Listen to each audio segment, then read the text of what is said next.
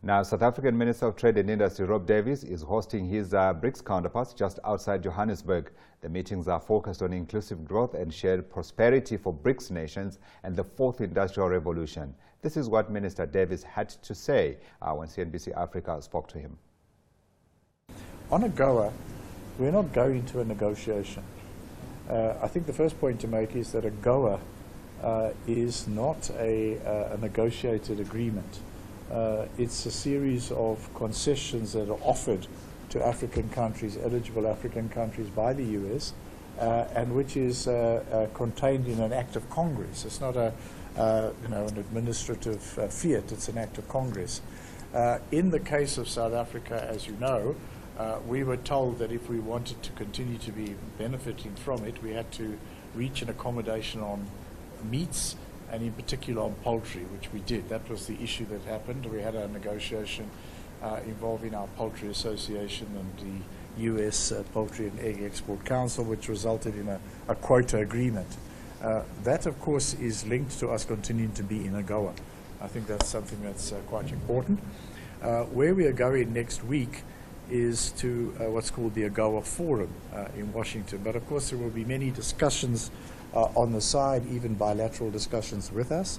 I haven't had an opportunity, except on a phone conference with the Deputy US Trade Representative, Ambassador C.J. Mahoney.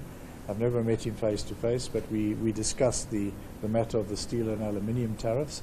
So I have not had an opportunity to engage on bilateral issues anyway with any of the new administration, only in the context of WTO. So I'm sure that we will have bilateral discussions. Our message is a message that Agoa underpins a relatively balanced trade relationship between us, one that is of mutual benefit. And to use a US phrase, we say it ain't broke, we don't think it needs fixing. So that's our message. We will have to see what they want to say. Agoa, we are subject to Agoa eligibility until 2025. Of course, there are reviews. There can be out-of-cycle reviews and all sorts of things like that. But we'll have to see where that takes us, and whether the Auto 232, it's a reference to U.S. trade law, whether that applies to us or not. On the readiness for the fourth industrial revolution, I mentioned in my speech here that there was an assessment that was done of not all countries in the world, but 100 or so countries in the world for the fourth industrial revolution. And if you look through only one of them is a high potential of the Brics. Two of them are in what are called legacy, which means that they had some potential in the past, in the third industrial revolution, but are vulnerable to this being displaced. And then two of us, including South Africa, we're in what's called the nascent category. That's where most of the countries on that list are. The whole world is in this nascent category. And I think it's not an unfair assessment. I don't think it was a wrong assessment. So it tells us we've got quite a long way to go. We have a number of work streams in government. I mean, some of it is about innovation and mastering the technology. Some of it, we learn the technology when we get investment. That was what some of those companies were showing us. Some of it is about developing a view on a regulatory framework, which is work that we're currently undertaking, and we're not there yet. And some of it is about learning from each other and trying to chart a pathway to ensure the maximum inclusivity, which, as I said already, is not a given in my book. It's not a given. It can happen, but it can also be the opposite.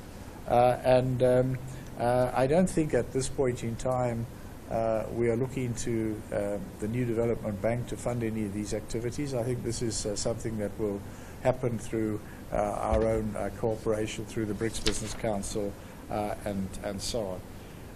And then what's changed in these meetings? Not too much from the last one, but I think that we in manufacturing we're all aspiring to to become more industrialized, and for very good reasons. We've got areas where we are directly competitive. We've got areas where we are complementary. And I think this was a point that was made by the representative of the Brics Business Council. It's finding the complementarities, building on those, and building, I think, on practical projects and stuff like that. That's what I think we're looking for, rather than, you know, big international agreements and stuff like that. Let's just learn from each other at this point in time, and let's develop our digital industrial policy. There are things like rollout of broadband, which are quite fundamental enablers of the introduction of the new technologies. I went to the exhibition in Paris called Viva Tech. You can see how quickly this stuff is moving. I don't know if you all know what a quantum computer is. But a quantum computer is, all the existing computers work on a binary system. So you've got a series of transistors. The physical limits to miniaturization are being reached. We're going to have computers working on quantum mechanics. That things can exist in two places at once, much more probability. Now, these computers will be able to solve, according to Schwab's book, the latest one, they'll be able to solve problems that existing computers, even the best of them, will take ages and ages and ages to solve in seconds.